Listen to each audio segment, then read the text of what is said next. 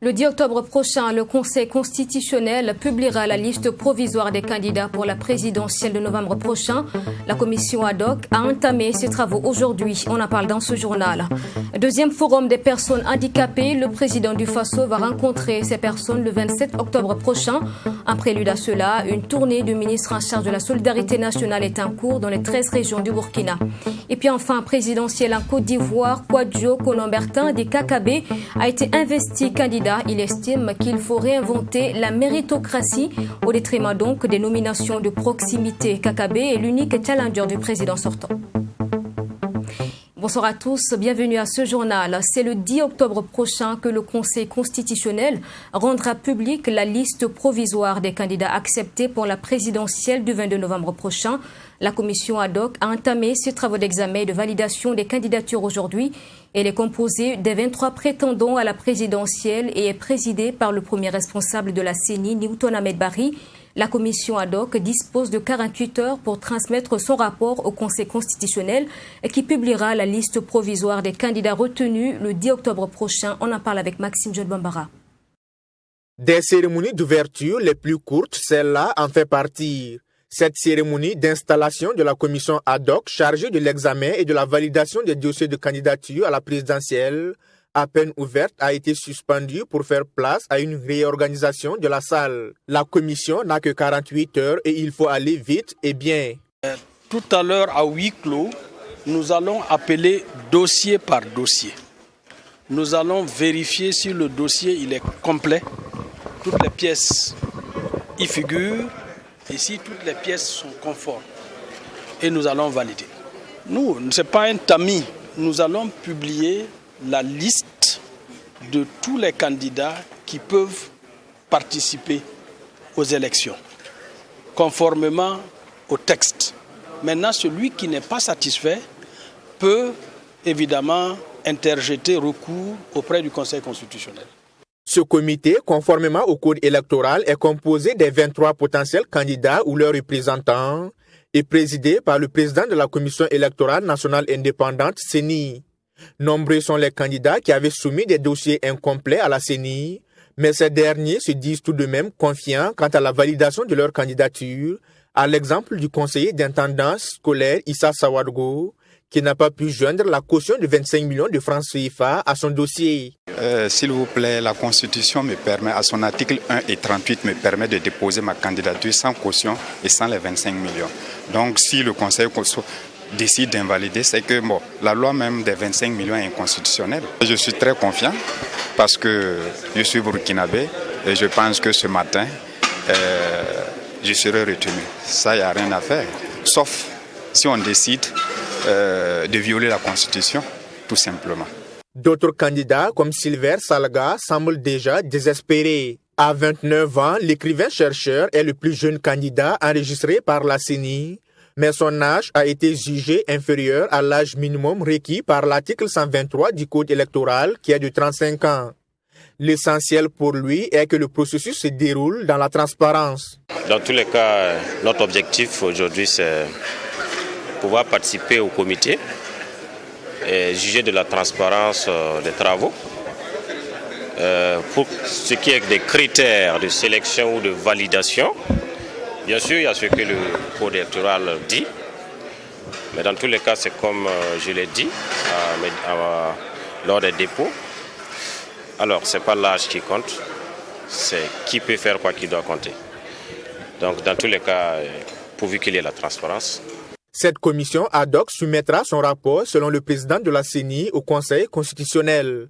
Et en attendant l'ouverture officielle de la campagne électorale, la liste provisoire des candidats retenus pour la course au fauteuil présidentiel sera connue le 10 octobre prochain. Deuxième forum des personnes handicapées, le face-à-face avec le président du Faso aura lieu, je vous le dis en titre, le 27 octobre prochain. Mais avant cela, une série de rencontres est en cours dans les 13 régions du Burkina. Étape de Dori, le 4 octobre dernier, les personnes en situation donc de handicap ont soumis 4 préoccupations à la ministre en charge de l'action sociale. Cette deuxième édition du Forum des personnes handicapées pose la problématique de la promotion et de la protection de ces personnes dans un contexte de crise sécuritaire. Michael Toukri. Après la conférence de presse qui ouvre le bal des forats régionaux des personnes handicapées du Burkina Faso, place où j'échange avec le ministre en charge de la solidarité. C'est un face-à-face entre cette couche de la société et Marie-Laurence Ilboudo. 4 préoccupations sont portées par les handicapés de la région du Sahel à leur ministre de tutelle. Les préoccupations prioritaires que nous avons identifiées, nous avons parlé d'abord de la formation professionnelle des personnes handicapées. Vous voyez. Et ensuite, nous avons parlé des activités génératrices de revenus. Le troisième aspect, c'est la délivrance des cartes d'invalidité aux personnes handicapées et leur mise en valeur surtout. Voilà, ça c'est le troisième point. Le quatrième point, je pense que nous avons demandé, parce que toutes les provinces ont demandé la construction des maisons ou d'un centre pour les personnes handicapées dans chaque province. Bon, nous avons vu que c'est pas simple de réaliser tout ça dans toutes les provinces, mais nous avons dit, bon, si c'est ainsi comme maison se répète, nous avons dit, bon, pour l'instant, on va donner une priorité, juste au moins une maison dans la région du Sahel pour les personnes handicapées. Marie-Laurence Ilboudo a été très attentive aux préoccupations des handicapés. Et pour le ministre en charge de la solidarité, la région du Sahel est une preuve de résilience face aux attaques terroristes. Cette rencontre de Dori réunit les handicapés des 4 provinces de la région du Sahel. Selon des données au Burkina Faso, on compte plus de 3 millions de personnes vivant avec un handicap. Le Forum national offre l'opportunité à l'ensemble des acteurs du domaine de faire un bilan des actions menées, de recenser les entraves et de projeter vers un futur, ce qui offre de meilleures garanties d'épanouissement des personnes handicapées. Les activités suivantes seront retenues. L'organisation des forats dans toutes les régions, l'organisation d'un panel qui interviendra le 26 octobre 2020 sous le patronat de son Excellence, Monsieur le Premier ministre, et le dialogue direct des personnes handicapées au Burkina Faso avec le chef de l'État prévu le 27 octobre 2020. Ce deuxième forum des personnes handicapées, plus avec la Journée internationale des personnes handicapées, sera célébré le 27 octobre prochain. Une rencontre qui sera placée sous le thème « Protection et promotion des personnes handicapées dans le contexte de crise sécuritaire, défis et perspectives ». Au Burkina Faso, la crise sécuritaire a déjà fait plus de 11 000 personnes déplacées internes handicapées, dont 6 698 femmes et 5 043 hommes. Ouverture ce mardi du 22e congrès de l'Association des retraités du Burkina, ANRBF. Comment améliorer la situation socio-économique de ces personnes? Une question qui fait l'objet de réflexions tout au long de la rencontre. Également, le bilan des actions menées au cours des 3 dernières années sera dressé, dit avec Mami Kamabou. La situation socio-économique de retraités du Burkina Faso demeure une préoccupation aussi bien pour les autorités que les personnes du 3e âge. À ce 22e congrès, en plus d'examiner le rapport d'activité ainsi que le budget 2017-2019 du Bureau exécutif national, l'accent sera mis sur la situation socio-économique. Il sera aussi question à ce congrès de trouver des solutions idoines afin d'apporter un changement significatif à leur situation socio-économique. Quand on est en activité, il y a le système d'avancement d'échelon, le système de prime d'ancienneté, en tout cas qui permet d'année en année d'améliorer les choses. Donc les salaires, on peut dire que le salaire de travail en activité n'est pas fixe, il bouge avec le temps. Alors qu'à la retraite, tant qu'on n'intervient pas pour ajuster un peu, augmenter un peu, le sac de mille que tu as payé il y a 10 ans à 5 000 francs, peut-être que cette année, en 2020, tu l'achètes peut-être au double. L'augmentation de la pension de retraités du Burkina Faso est l'une des préoccupations majeures des congressistes. À cette question, le secrétaire général du ministère de la fonction publique, du travail et de la protection sociale rassure. À la suite des études actuelles, il pourrait être envisagé une augmentation des pensions. mais les études ne sont pas encore terminées. Alors, comme je le disais aussi, il s'agit de faire en sorte que si on doit augmenter les pensions, que le système soit pérenne. C'est-à-dire qu'il ne s'agit pas d'augmenter juste pour augmenter et se retrouver quelques années en cessation de paiement. Et au-delà de leurs pensions, le ministère en charge de la fonction publique dispose d'un fonds d'appui pour le retraité, à en croire le secrétaire général du ministère. Un fonds d'appui aux travailleurs déflattés et retraités qui permet à tout retraité qui est toujours physiquement en mesure de diriger un projet, de pouvoir bénéficier d'un prêt et puis mener d'autres activités qui puissent permettre, en tout cas, in fine, à l'amélioration de son revenu. Quel rôle doit jouer le retraité au plan social, économique et patriotique afin de consolider la cohésion sociale et le savoir-vivre ensemble pour un climat apaisé au Burkina Faso? C'est sous ce thème que se tient ce 22e congrès de l'Association nationale de retraités du Burkina Faso. À travers donc ce thème, les personnes du troisième âge comptent apporter leur soutien dans la consolidation de la paix au Burkina Faso. Le ministère en charge de l'économie et des finances a procédé au lancement du projet d'appui à l'inclusion financière et l'accès au financement des petites et moyennes entreprises. C'était ce mardi 6 octobre à Ouagadougou. Donc, ce projet a pour ambition de faciliter l'accès aux services financiers numériques et au crédit pour des bénéficiaires ciblés. Saint-Ger-Kouma avec la voix de Ablouramini. Le projet d'appui à l'inclusion financière et l'accès au financement des petites et moyennes entreprises est désormais opérationnel au Burkina Faso. D'un coût de financement de près de 55 milliards de francs CFA, il prend en compte les agriculteurs, les femmes et les jeunes. À court et long terme, ce projet devra être un moyen de réinsertion économique des populations cibles sur tout le territoire national. C'est une grande nouvelle après celle que nous avons vécue il y a un mois à travers le lancement du Fonds national de la finance inclusive qui a été même lancé par son Excellence, Monsieur le Président du Faso, qui montre donc que le gouvernement est en marche pour pouvoir donc permettre à l'ensemble donc de la population de pouvoir disposer du matériel, de pouvoir disposer des moyens de production et surtout du crédit et du financement pour pouvoir permettre à chacun dans les 45 provinces, dans les 8000 villages de faire les activités dont il a besoin de faire et de pouvoir produire de la richesse et de pouvoir améliorer son cadre de vie. Premier du genre au Burkina Faso, ce projet se fixe plusieurs objectifs. Selon la représentante résidente de la Banque mondiale, première partenaire financière de ce projet, ses ambitions sont en droite ligne avec celles de son organisation. Articulé autour de 3 grandes composantes, chaque composante est associée à un objectif. La première vise à augmenter l'utilisation des comptes de transaction. La deuxième vise à renforcer la capacité institutionnelle pour accroître l'inclusion financière. Et la dernière vise à augmenter l'accès des agriculteurs et des PME au crédit. Le projet, comme a été dit, prévu pour durer 6 ans, est aligné avec le double objectif de la Banque mondiale consistant à mettre fin à l'extrême pauvreté et à promouvoir une prospérité partagée. Et pour atteindre les objectifs de ce projet, qui a une durée de 6 ans, le Fonds d'appui aux petites et moyennes entreprises entend apporter des idées novatrices à l'ère de la technologie afin d'améliorer la qualité de ses offres. Nous sommes à l'ère du numérique et vous savez aussi que la manipulation du cash est un risque pour nos populations, pour nos entrepreneurs et pour tous ceux qui sont dans le milieu des affaires.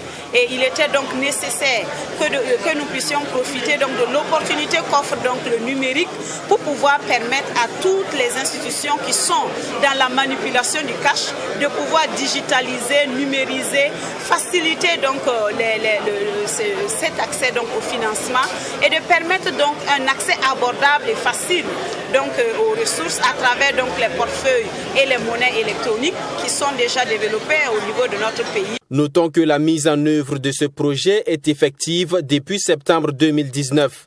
Après le lancement officiel ce 6 octobre, les premiers responsables de ce fonds se fixent déjà de nouvelles ambitions. Il s'agit entre autres de l'achèvement des études de faisabilité du projet de paiement numérique à la Carrefour et à la CNSS, de la mise en œuvre de la supervision basée sur le risque dans le secteur de la microfinance et du lancement du diagnostic en besoin d'éducation financière.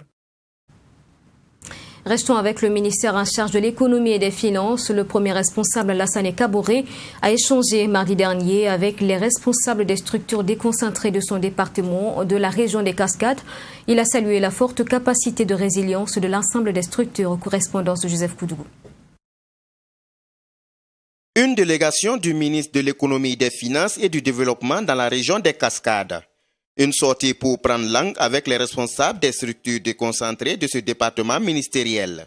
Cette tournée rentre en droite ligne avec ce que j'ai toujours prôné, donc la proximité, mais aussi l'écoute et la compréhension mutuelle. Et ce que je poursuis, c'est de véritablement créer cette ambiance et surtout cet esprit de famille, et aussi faire en sorte que la concorde et surtout le dévouement dans le travail puissent exister. Vous savez que notre département est un département qui est au cœur donc, de la mobilisation des ressources, qui doit aussi travailler sur l'ensemble des plans de développement, qui doit accompagner et naturellement, si rien ne va, nous allons donc créer des difficultés. L'objectif de ces visites s'inscrit dans la volonté du premier responsable du ministère en charge de l'économie d'être plus proche du personnel de ces structures déconcentrées, et c'est là pour mieux valoriser le capital humain.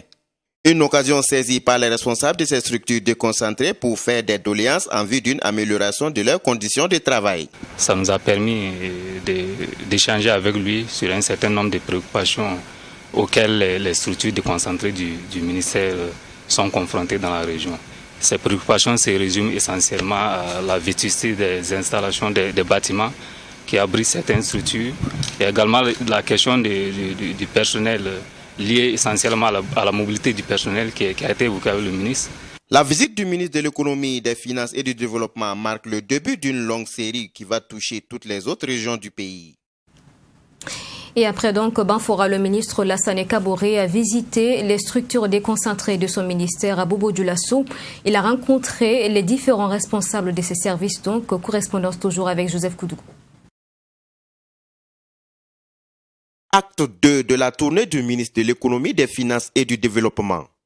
Après les Cascades, c'est la région des Hauts-Bassins qui reçoit la délégation ministérielle avec toujours le même objectif. Toucher du doigt les conditions de travail des agents des services déconcentrés du ministère. Le port sec, la direction régionale de l'économie et de la planification, l'Institut national de la statistique et de la démographie et la direction du centre des impôts de Bobo 2 ont constitué les étapes de cette sortie terrain du ministre dans la région des Hauts-Bassins. Et à l'issue de ces visites, le ministre a tenu une rencontre avec les responsables de ces services déconcentrés de la région. L'objet principal, c'est d'abord une visite pour encourager mes collaborateurs à l'ouvrage. Nous sommes obligés de multiplier les initiatives, non seulement pour mobiliser le maximum de recettes, pour pouvoir financer et faire face à ces charges, mais aussi gérer de manière efficace les ressources que nous avons sur le plan donc, des dépenses. On n'a pas de solution magique.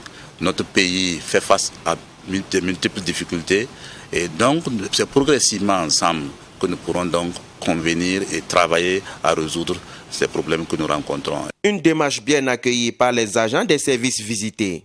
Ce fut une occasion pour eux de faire un plaidoyer à l'endroit de leur ministre de tutelle. On a le cas donc de l'insuffisance du personnel.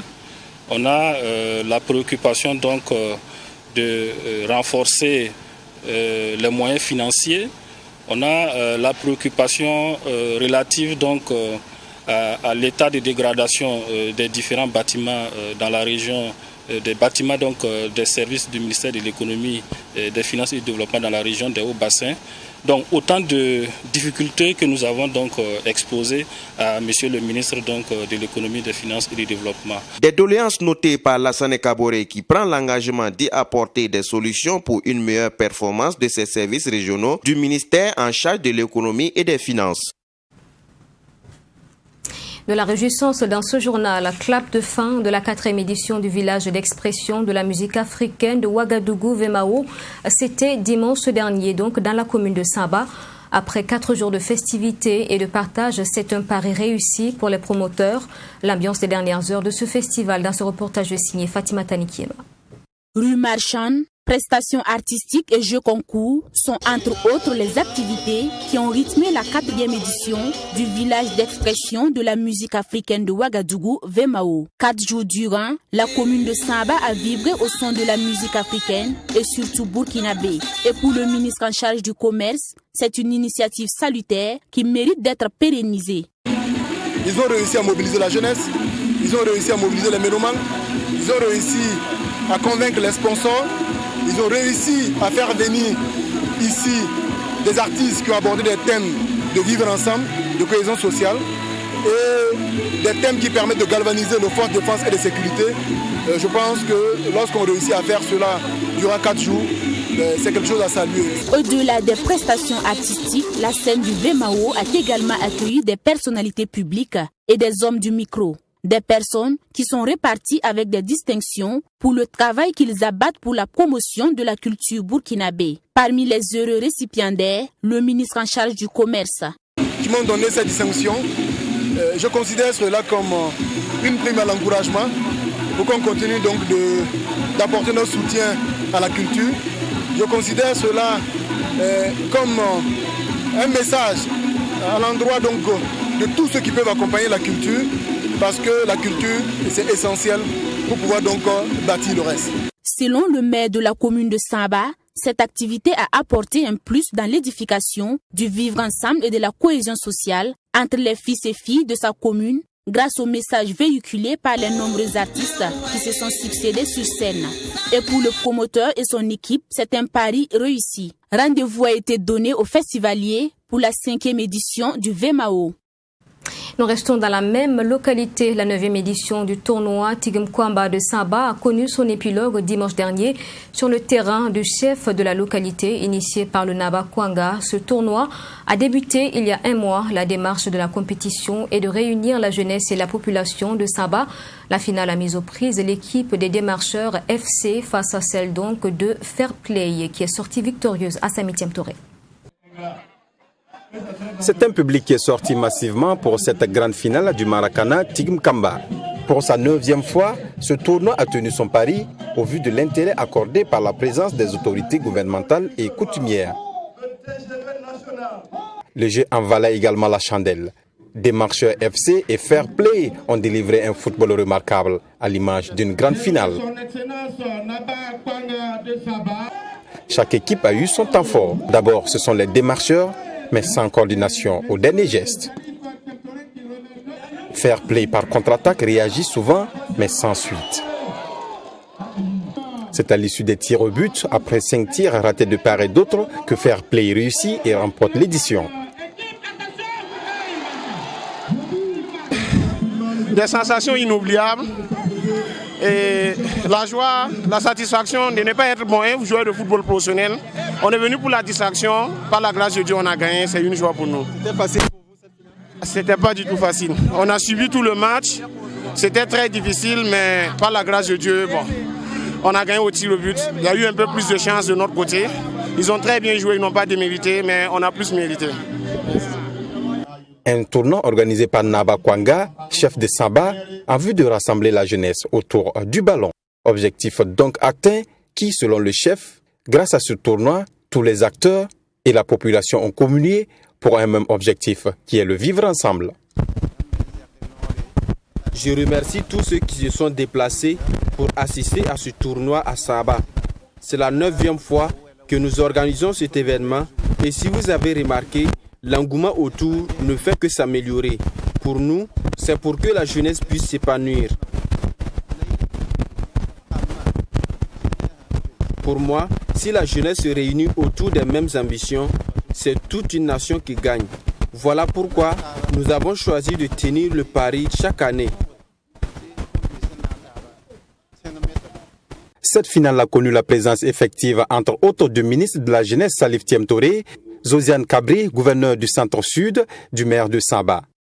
Un tournoi salué à sa juste valeur par ses autorités. Une satisfaction donc pour le Naba Kwanga. Pour moi, si la jeunesse se réunit autour des mêmes ambitions, c'est toute une nation qui gagne. Voilà pourquoi nous avons choisi de tenir le pari chaque année. Nous remercions les autorités, la population de Saba qui a adhéré à cette initiative. Puisse Dieu nous garder jusqu'à la prochaine édition. L'équipe championne qui est le club Fair Play a reçu des médailles d'or, un jeu de maillot, des ballons, une enveloppe financière en plus du trophée. Les 3 autres meilleures équipes ont été également récompensées.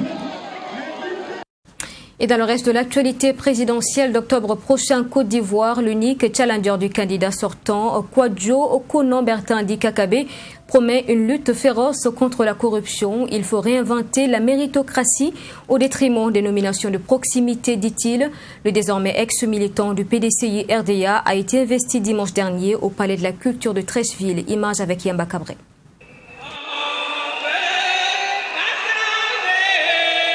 L'unique candidat indépendant face au président Alassane Ouattara pour la présidentielle d'octobre 2020 affûte ses armes pour affronter son challenger dans un combat à David contre Goliath. Sa jeunesse serait peut-être un atout pour ratisser large. Je suis confiant et je sais que cette fois-ci sera la bonne parce que dans toute chose il faut la persévérance. Voilà un jeune qui est venu au nom de tous les jeunes de Côte d'Ivoire, qui va relever le défi, qui va partager, qui va mettre la paix, qui va mettre la prospérité au niveau de toute la jeunesse de Côte d'Ivoire. Je lui fais confiance, que Dieu l'accompagne dans toutes ses œuvres. La jeunesse fait la grande partie, c'est-à-dire le pourcentage même de la population ivoirienne. Alors si un jeune, à l'heure actuelle, veut postuler, je pense que nous sommes très fiers de lui, ce jeune-là. C'est possible que ça soit lui. Donc j'invite tout le monde maximum à voter pour lui et d'être confiant, c'est ça, de mettre la confiance de son côté, c'est tout.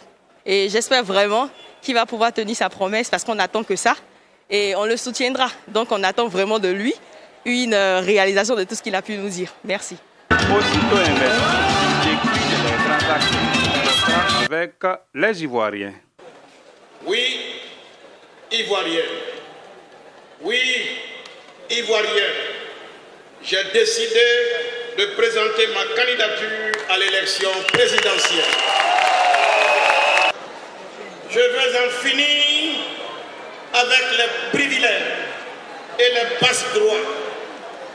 Je veux en finir avec la Côte d'Ivoire des copains et des coquins. Je traquerai la corruption partout où elle sévit, vole, usurpe et détourne. Il compte aussi mettre sa jeunesse au profit de cette dernière en priorité. Je m'engage solennellement à servir notre jeunesse. Je créerai un prêt sans intérêt destiné au financement des études universitaires de tous nos jeunesses, tous nos jeunes. Le seul challenger du président sortant qui a été écarté des primaires de sa famille politique historique, le PDCI-RDA, vient également de perdre sa qualité de membre du dit parti pour indiscipline notoire constatée par le conseil de discipline de ce parti.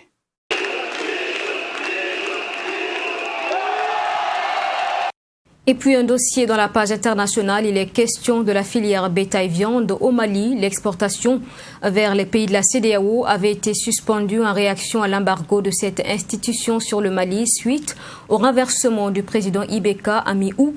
La suspension n'aura duré finalement qu'une semaine. Ce revirement de situation avait été différemment apprécié par les éleveurs et bouchers. Le Mali exporte chaque année pour 95 milliards de francs CFA de bétail et 4 milliards de francs CFA de peau. Correspondance de Bouré Massoulou. Après les événements du 18 août dernier, l'organisation communautaire impose des sanctions au Mali. Deuxième pays exportateur des bétails de la CEDEAO, la filière bétail et viande du Mali, en réponse à ces sanctions, décide d'interdire la livraison d'animaux aux pays voisins. Une décision qui a causé d'énormes préjudices à certains marchands de bétail.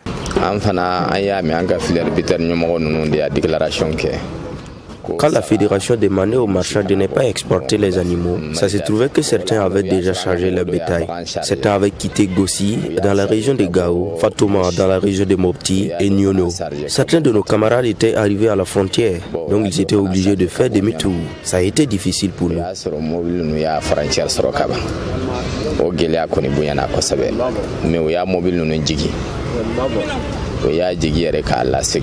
Au marché à bétail de Sabalibougou, un quartier de Bamako, Habib Denon et ses collègues reconnaissent les difficultés rencontrées par les éleveurs, même s'ils se veulent philosophes. Chaque fois qu'on est heureux ou en paix, c'est parce qu'on a transcendé les difficultés. Pour gagner sa vie, il faut souffrir. Donc nous ne considérons pas l'interdiction d'exporter le bétail comme une grande difficulté. Ce que nous craignions pendant l'interdiction, c'était de voir nos animaux périr, mais Dieu merci, plus de peur que de mal. L'embargo n'est bénéfique pour personne. Quand quelqu'un ferme sa porte contre quelqu'un d'autre, il la ferme sur lui-même.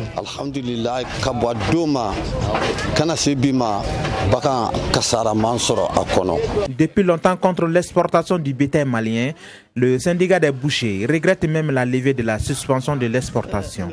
Pour le secrétaire administratif des filières bétail et viande, le bétail était plus disponible sur les marchés locaux pendant l'interdiction d'exportation. En tout cas, pour le moment, nous ne sommes pas gênés jusqu'à ce point. Parce que nous vaguons à nos affaires très normalement. Au contraire, on va dire que c'est la CEDEAO qui avait besoin de notre bétail. Comme je vous dis, on est en train de travailler comme en temps normal. Depuis le 26 août dernier, la filière bétail et viande a levé le mot d'ordre de suspension de l'exportation pour, dit-elle, faciliter les négociations entre l'organisation communautaire et la junte au pouvoir. Effectivement, le Mali avait, sinon nous avons suspendu l'exportation de nos bétails vers les pays de la CEDEAO. Et au vu que la CEDEAO aussi avait fait l'embargo sur le Mali pour une flexibilité de la négociation avec la CEDEAO. Donc nous avons décidé aussi de suspendre notre mot d'ordre et nous avons demandé à nos exportateurs de sortir avec les animaux en attendant que les choses ne soient claires. Le Mali peut exporter chaque année près de 127 000 têtes de bovins et 146 000 têtes d'ovins dans la sous-région, devenant ainsi deuxième pays exportateur de la CEDEAO après le Nigeria. Et selon la fédération, les exportations de bétail se chiffrent à plus de 100 milliards de francs CFA par an. Les Maliens s'impatientent que les militaires respectent les exigences de la CEDEAO pour la levée des sanctions. Et c'est la fin de ce journal. Merci de l'avoir suivi. Excellente suite en compagnie de nos programmes. Je vous retrouve demain à 20h. Bonsoir.